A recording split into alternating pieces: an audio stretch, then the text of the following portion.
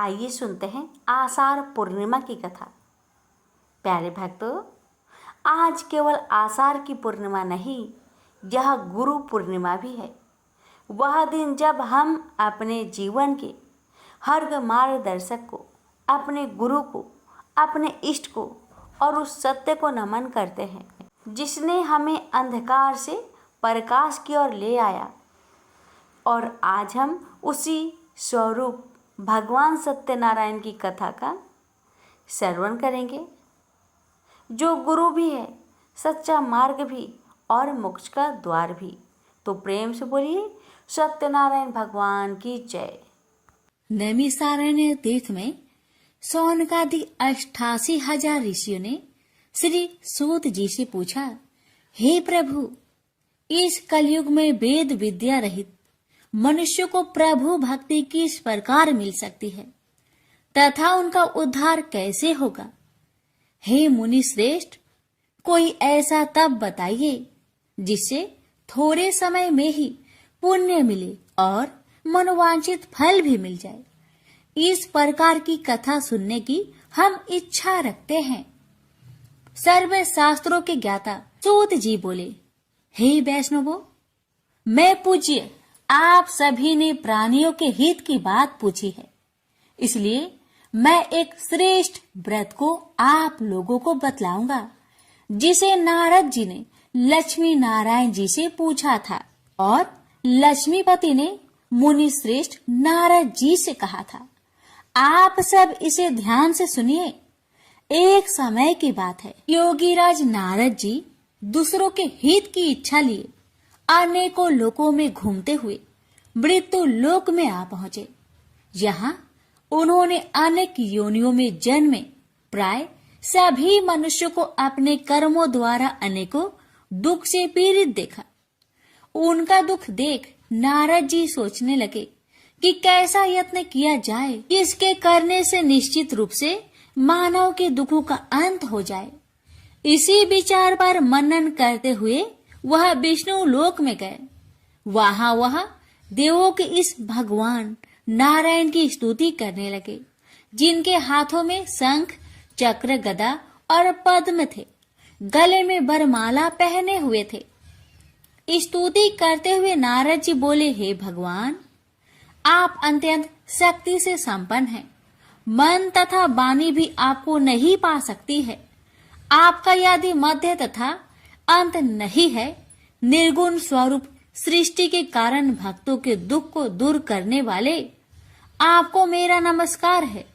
नारद जी की स्तुति सुन विष्णु भगवान बोले, हे मुनि श्रेष्ठ, आपके मन में क्या बात है? आप किस काम के लिए पधारे हैं, उसे निसंकोच कहो। इस पर नारद मुनि बोले कि मृत्युलोक में अनेक योनियों में जन्मे मनुष्य अपने कर्मों के द्वारा अनेकों दुख से दुखी हो रहे हैं। हे नाथ, आप मुझ पर दया रखते हैं तो बताइए कि वो मनुष्य थोड़े प्रयास से ही अपने दुखों से कैसे छुटकारा पा सकते हैं। श्री हरि बोले, हे नारद, मनुष्य की भलाई के लिए तुमने बहुत ही अच्छी बात पूछी है, जिसके करने से मनुष्य मोह से छूट जाता है। वह बात मैं कहता हूँ, उसे सुनो। स्वर्ग लोक व मृत्यु लोक दोनों में एक दुर्लभ उत्तम व्रत है, जो पुण्य देने वाला है। आज प्रेम वश होकर मैं उसे तुमसे कहता हूँ। श्री सत्यनारायण भगवान का यह व्रत अच्छी तरह विधान पूर्वक करके मनुष्य तुरंत ही यहाँ सुख भोग कर मरने पर मोक्ष पाता है। श्री हरि के वचन सुन नारद जी बोले कि उस व्रत का फल क्या है और उसका विधान क्या है। यह व्रत किसने किया था, इस व्रत को किस दिन करना चाहिए, सभी कुछ विस्तार से बताए।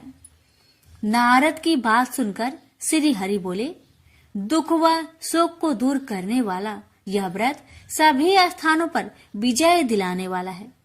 मानव को भक्ति व श्रद्धा के साथ शाम को श्री सत्यनारायण की पूजा धर्म परायण होकर ब्राह्मणों व बंधुओं के साथ करनी चाहिए।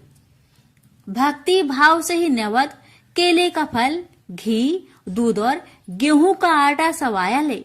गेहूं के स्थान पर 60 का आटा, शक्कर तथा गुड़ लेकर वह सभी भक्षण योग्य पदार्थों को मिलाकर भगवान का भोग लगाए। ब्राह्मणों सहित बंधु बांधवों को भी भोजन कराए। उसके बाद स्वयं भोजन करे और भजन कीर्तन के साथ भगवान की भक्ति में लीन हो जाए। इस तरह से सत्यनारायण भगवान का यह व्रत करने पर मनुष्य की सारी इच्छाएं निश्चित रूप से ही पूरी होती है। इस कली काल अर्थात कलयुग में मृत्यु लोक में मोक्ष का यही एक सरल उपाय है। इति श्री सत्यनारायण व्रत कथा प्रथम अध्याय संपूर्ण। श्रीमन नारायणे नारायणे नारायण, भज मन नारायणे नारायणे नारायण। श्री सत्यनारायण भगवान की जय।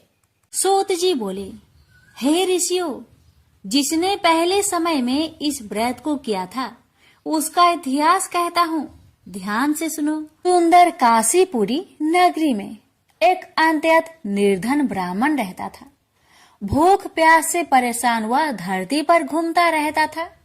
ब्राह्मणों से प्रेम करने वाले भगवान ने एक दिन ब्राह्मण का भेष धारण कर उसके पास जाकर पूछा, हे ब्रीप, नित्य दुखी होकर तुम पृथ्वी पर क्यों घूमते हो? दीन ब्राह्मण बोला, मैं निर्धन ब्राह्मण हूँ, भिक्षा के लिए धरती पर घूमता हूँ। हे भगवान, यदि आप इसका कोई उपाय जानते हो तो बताइए। वृद्ध ब्राह्मण कहता है कि सत्यनारायण भगवान मनोवांछित फल देने वाले हैं, इसलिए तुम उनका पूजन करो। इसे करने से मनुष्य सभी दुखों से मुक्त हो जाता है। वृद्ध ब्राह्मण बनकर आए सत्यनारायण भगवान उस निर्धन ब्राह्मण को व्रत का सारा विधान बताकर अंतर्ध्यान हो गए। मन ही मन सोचने लगा कि जिस व्रत को वृद्ध ब्राह्मण करने को कह गया है मैं उसे जरूर करूंगा। यह निश्चय करने के बाद उसे रात में नींद नहीं आई। वह सवेरे उठकर सत्यनारायण भगवान के व्रत का निश्चय कर भिक्षा के लिए चला गया। उस दिन निर्धन ब्राह्मण को भिक्षा में बहुत धन मिला, जिससे उसने बंधु बांधवों के साथ मिलकर श्री सत्यनारायण भगवान का व्रत संपन्न किया। भगवान सत्यनारायण का व्रत संपन्न करने के बाद वह निर्धन ब्राह्मण सभी दुखों से छूट गया और अनेक प्रकार की संपत्तियों से युक्त हो गया। उसी समय से यह ब्राह्मण हर माह इस व्रत को करने लगा। इस तरह से सत्यनारायण भगवान के व्रत को जो भी मनुष्य करेगा वह सभी प्रकार के पापों से छूटकर मोक्ष को प्राप्त होगा। जो मनुष्य इस व्रत को करेगा वह भी सभी दुखों से मुक्त हो जाएगा। सूत जी बोले कि इस तरह से नारद जी से नारायण जी का कहा हुआ श्री सत्यनारायण व्रत को मैंने तुमसे कहा। हे वृपो, मैं अब और क्या कहूँ? ऋषि बोले, हे मुनिवर, संसार में उस व्रीप से सुनकर और किस किस ने इस व्रत को किया, हम सब इस बात को सुनना चाहते हैं। इसके लिए हमारे मन में श्रद्धा का भाव है। सूत जी बोले, हे मुनियों, जिसने इस व्रत को किया है वह सब सुनो। एक समय वही व्रीप धन व ऐश्वर्य के अनुसार अपने बंधु बांधवों के साथ इस व्रत को करने को तैयार हुआ। उसी समय एक लकड़ी बेचने वाला बूढ़ा आदमी आया और लकड़ियां बाहर रखकर अंदर ब्राह्मण के घर में गया। प्यास से दुखी वह लकड़हारा उनको व्रत करते देख व्रीप को नमस्कार कर पूछने लगा कि आप यह क्या कर रहे हैं तथा इसे करने से क्या फल मिलेगा, कृपया मुझे भी बताइए। ब्राह्मण ने कहा कि सब मनोकामनाओं को पूरा करने वाला यह सत्यनारायण भगवान का व्रत है। इनकी कृपा से ही मेरे घर में धन्य धान्य आदि की वृद्धि हुई है।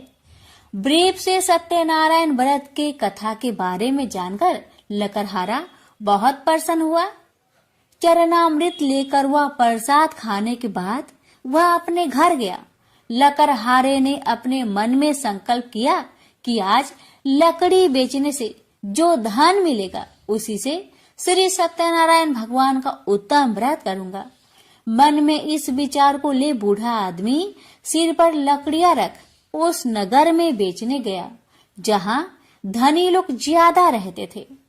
उस नगर में उसे अपनी लकड़ियों का दाम पहले से 4 गुना अधिक मिलता है। बूढ़ा प्रसन्नता के साथ दाम लेकर केले, शक्कर, घी, दूध, दही और गेहूं का आटा ले और सत्यनारायण भगवान की व्रत की अन्य सामग्रियां लेकर अपने घर गया।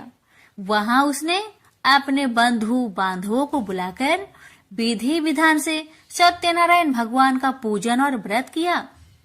इस व्रत के प्रभाव से वह बूढ़ा लकड़हारा धन, पुत्र आदि से युक्त होकर संसार के समस्त सुख भोग अंत काल में बैकुंठ धाम को चला गया। इति श्री सत्यनारायण व्रत कथा 2 अध्याय संपूर्ण। श्रीमन नारायण नारायण नारायण भज मन नारायण नारायण नारायण। श्री सत्यनारायण भगवान की जय। सूत जी बोले, हे श्रेष्ठ मुनियों, अब आगे की कथा कहता हूँ। पहले समय में उल्कामुख नाम का एक बुद्धिमान राजा था। वह सत्य वक्ता और जितेंद्रिय था। प्रतिदिन देव स्थानों पर जाता और निर्धनों को धन देकर उनके कष्ट दूर करता था। उसकी पत्नी कमल के समान मुख वाली तथा सती साध्वी थी। भद्रशिला नदी के तट पर उन दोनों ने श्री सत्यनारायण भगवान का व्रत किया। उसी समय साधु नाम का एक वैश्य आया। उसके पास व्यापार करने के लिए बहुत सा धन भी था। राजा को व्रत करते देखकर वह विनय के साथ पूछने लगा, हे राजन, भक्ति भाव से पूर्ण होकर आप यह क्या कर रहे हैं? मैं सुनने की इच्छा रखता हूँ, तो आप मुझे बताए। राजा बोले, हे साधु, अपने बंधु बांधवों के साथ पुत्र आदि की प्राप्ति के लिए एक महाशक्तिमान श्री सत्यनारायण भगवान का व्रत व पूजन कर रहा हूँ। राजा के वचन सुन साधु आदर से बोला, हे राजन, मुझे इस व्रत का सारा विधान कहिए। आपके कथा अनुसार मैं भी इस व्रत को करूँगा। मेरी भी संतान नहीं है और इस व्रत को करने से निश्चित रूप से मुझे संतान की प्राप्ति होगी। राजा से व्रत का सारा विधान सुनकर व्यापार से निवृत्त हो वह अपने घर गया। साधु वैश्य ने अपनी पत्नी को संतान देने वाले इस व्रत का वर्णन कह सुनाया और कहा कि जब मेरी संतान होगी तब मैं इस व्रत को करूंगा। साधु ने इस तरह के वचन अपनी पत्नी लीलावती से कहे। एक दिन लीलावती पति के साथ आनंदित हो सांसारिक धर्म में प्रवृत्त होकर सत्यनारायण भगवान की कृपा से गर्भवती हो गई। 10वें महीने में उसके गर्भ से एक सुंदर कन्या ने जन्म लिया। दिनों दिन वह ऐसे बढ़ने लगी जैसे कि शुक्ला पक्ष का चंद्रमा बढ़ता है। माता पिता ने अपनी कन्या का नाम कलावती रखा।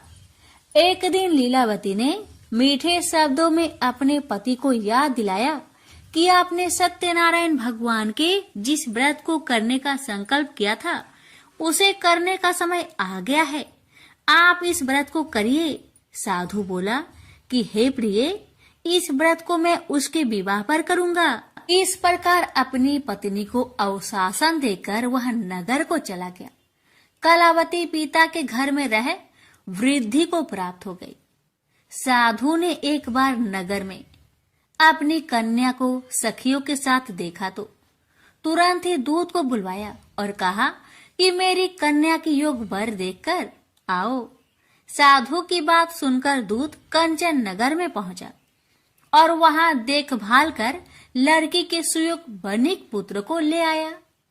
सुयोग लड़के को देख साधु ने बंधु बांधवों को बुलाकर अपनी पुत्री का विवाह कर दिया। लेकिन दुर्भाग्य की बात ये कि साधु ने अभी भी श्री सत्यनारायण भगवान का व्रत नहीं किया। इस पर श्री भगवान क्रोधित हो गए और श्राप दिया कि साधु को अत्यधिक दुख मिले। अपने कार्य में कुशल साधु बनिया जमाई को लेकर समुद्र के पास स्थित होकर रत्नासारपुर नगर में गया। वहां जाकर दामाद ससुर दोनों मिलकर चंद्रकेतु राजा के नगर में व्यापार करने लगे। एक दिन भगवान सत्यनारायण की माया से एक चोर राजा का धन चुराकर भाग रहा था। उसने राजा के सिपाहियों को अपना पीछा करते देख चुराया हुआ धन वहां रख दिया जहां साधु अपने जमाई के साथ ठहरा हुआ था। राजा के सिपाहियों ने साधु वैश्या के पास राजा का धन पड़ा देखा तो वह ससुर जमाई दोनों को बांधकर प्रसन्नता से राजा के पास ले गए और कहा कि उन दोनों चोरों को हम पकड़ लाए हैं, आप आगे की कार्रवाई की आज्ञा दे। राजा की आज्ञा से उन दोनों को कठिन कारावास में डाल दिया गया और उनका सारा धन भी उनसे छीन लिया गया। श्री सत्यनारायण भगवान के शराप से साधु की पत्नी भी बहुत दुखी हुई। घर में जो धन रखा था उसे चोर चुरा ले गए। शारीरिक तथा मानसिक पीड़ा व भूख प्यास से अति दुखी हो अन्न की चिंता में कालावती के ब्राह्मण के घर गई। वहां उसने श्री सत्यनारायण भगवान का व्रत होते देखा, फिर कथा भी सुनी।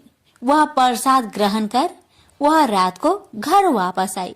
माता ने कलावती से पूछा कि हे पुत्री, अब तक तुम कहाँ थी, तेरे मन में क्या है? कलावती ने अपने माता से कहा, हे माता, मैंने एक ब्राह्मण के घर में श्री सत्यनारायण भगवान का व्रत देखा है। कन्या के वचन सुन लीलावती भगवान की पूजन की तैयारी करने लगी। लीलावती ने परिवार व बंधुओं सहित सत्यनारायण भगवान का पूजन किया और उनसे वर मांगा कि मेरे पति तथा जमाई शीघ्र घर आ जाए। साथ ही यह भी प्रार्थना की कि हम सबका अपराध क्षमा करे।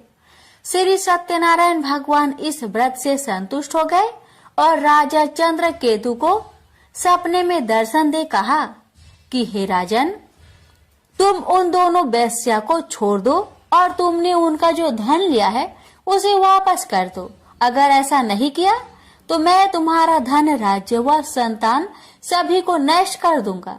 राजा को यह सब कहकर वह अंतर्ध्यान हो गए।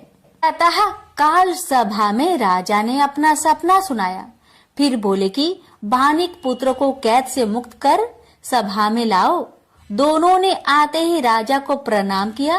राजा मीठी बानी से बोला, हे महानुभावों, भाग्यवश ऐसा कठिन दुख तुम्हें प्राप्त हुआ है, लेकिन अब तुम्हें कोई भय नहीं है। ऐसा कह राजा ने उन दोनों को नए वस्त्र भूषण भी पहनाए और जितना धन उनका लिया था उससे 2 गुना धन वापस कर दिया। दोनों वेश्या अपने घर को चल दिए। श्री सत्यनारायण व्रत कथा का 3रा अध्याय संपूर्ण है। श्रीमन नारायण नारायण नारायण, भज मन नारायण नारायण नारायण। श्री सत्यनारायण भगवान की जय। सूत जी बोले, वैश्या ने मंगलाचार कर अपनी यात्रा आरंभ की और अपने नगर की ओर चल दिया।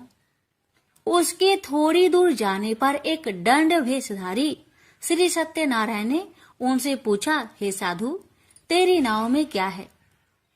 अभिमानी बानिक हंसता हुआ बोला, हे दंडी, आप क्यों पूछते हो? क्या धन लेने की इच्छा है? मेरी नाव में तो बेल व पत्ते भरे हुए हैं। वैश्या के कठोर वचन सुन भगवान बोले, तुम्हारा वचन सत्य हो। दंडी ऐसे वचन कहे वहां से दूर चले गए। कुछ दूर जाकर समुद्र के किनारे बैठ गए। दंडी के जाने के बाद साधु वैश्या ने नित्य क्रिया के पश्चात नाव को ऊंची उठते देखकर अचंभा माना और नाव में बेल पत्ते आदि देख वह मूर्छित हो जमीन पर गिर पड़ा। मूर्छा खोलने पर वह अत्यंत शोक में डूब गया। तब उसका दामाद बोला कि आप शोक न मनाए, यह दंडी का श्राप है, इसलिए हमें उनकी शरण में जाना चाहिए, तभी हमारी मनोकामना पूरी होगी।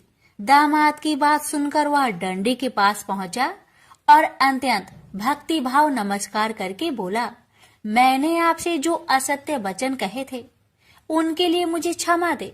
ऐसा कहकर महान शोकातुर हो रोने लगा। दंडी भगवान बोले, हे बानिक पुत्र, मेरी आज्ञा से बार बार तुम्हें दुख प्राप्त हुआ है। तू मेरी पूजा से विमुख हुआ। साधु बोला, हे भगवान, आपकी माया से ब्रह्मा आदि देवता भी आपके रूप को नहीं जानते, तब मैं अज्ञानी कैसे जान सकता हूँ? आप प्रसन्न होइए, अब मैं सामर्थ्य के अनुसार आपकी पूजा करूंगा। मेरी रक्षा करो और पहले के समान नौका में धन भर दो। साधु वैश्य के भक्ति पूर्वक वचन सुनकर भगवान प्रसन्न हो गए और उसकी इच्छा अनुसार वरदान देकर अंतर ध्यान हो गए। ससुर जमाई जब नाव पर आए तो नाव धन से भरी हुई थी। फिर वही अपने अन्य साथियों के साथ सत्यनारायण भगवान का पूजन कर अपने नगर को चल दिए। जब नगर के नजदीक पहुँचे तो दूत को घर पर खबर करने के लिए भेज दिया। दूत साधु की पत्नी को प्रणाम कर कहता है कि मालिक अपने दामाद सहित नगर के निकट आ गए हैं। दूत की बात सुन साधु की पत्नी लीलावती ने बड़े हर्ष के साथ सत्यनारायण भगवान का पूजन कर अपनी पुत्री कलावती से कहा कि मैं अपने पति के दर्शन को जाती हूँ, तो कार्य पूर्ण कर शीघ्र आ जाना।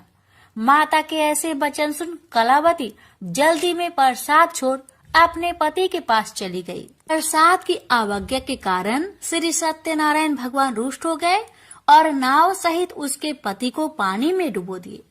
कलावती अपने पति को वहां ना पाकर रोती हुई जमीन पर गिर गई। नौका को डूबा हुआ देख वह कन्या को रोता देख साधु दुखी होकर बोला कि हे प्रभु, मुझसे तथा मेरे परिवार से जो भूल हुई है उसे क्षमा करे। साधु के दीन वचन सुनकर श्री सत्यनारायण भगवान प्रसन्न हो गए और आकाशवाणी हुई, हे साधु, तेरी कन्या मेरे प्रसाद को छोड़कर आई है, इसलिए उसका पति अदृश्य हो गया है। यदि वह घर जाकर प्रसाद खाकर लौटती है तो इसे उसका पति अवश्य मिलेगा। ऐसी आकाशवाणी सुन कलावती घर पहुंचकर प्रसाद खाती है और फिर आकर अपने पति के दर्शन करती है। उसके बाद साधु अपने बंधु बांधवों सहित श्री सत्यनारायण भगवान का विधि विधान से पूजन करता है। इस लोक का सुख भोग वह अंत में स्वर्ग जाता है। इति श्री सत्यनारायण व्रत कथा चतुर्थ अध्याय संपूर्ण।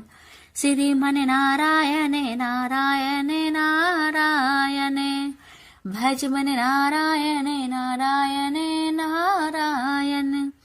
श्री सत्यनारायण भगवान की जय। श्री सूत जी बोले, हे ऋषियों, मैं और भी एक कथा सुनाता हूँ, उसे भी ध्यान पूर्वक सुनो। प्रजा पालन में लीन तुंगध्वज नाम का एक राजा था। उसने भी भगवान का प्रसाद त्याग कर बहुत ही दुख प्राप्त किया।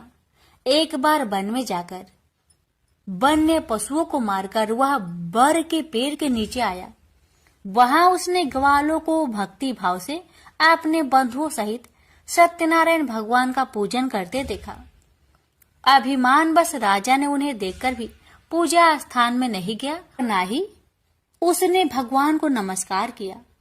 ग्वालों ने राजा को प्रसाद दिया, लेकिन उसने वह प्रसाद नहीं खाया और प्रसाद को वही छोड़कर वह अपने नगर को चला गया। जब वह नगर में पहुंचा तो वहां सब कुछ तहस नहस हुआ पाया, तो वह शीघ्र ही समझ गया कि यह सब भगवान ने ही किया है। वह दोबारा ग्वालों के पास पहुंचा और विधि पूर्वक पूजा कर प्रसाद खाया, तो श्री सत्यनारायण भगवान की कृपा से सब कुछ पहले जैसा हो गया। दीर्घ काल तक सुख भोगने के बाद मरोना उपरांत उसे स्वर्ग लोक की प्राप्ति हुई। तो मनुष्य परम दुर्लभ इस व्रत को करेगा तो भगवान सत्यनारायण की अनुकंपा से उसे धन्य धान्य की प्राप्ति होगी। निर्धन धनी हो जाता है और भय मुक्त हो जीवन जीता है।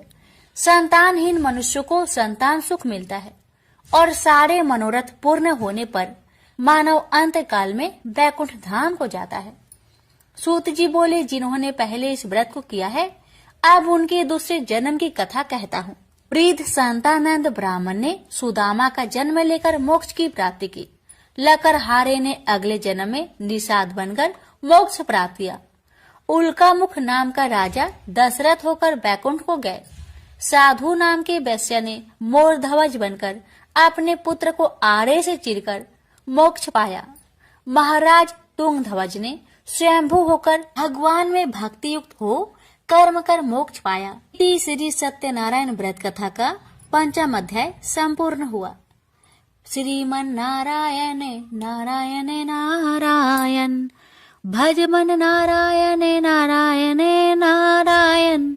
श्री सत्यनारायण भगवान की जय।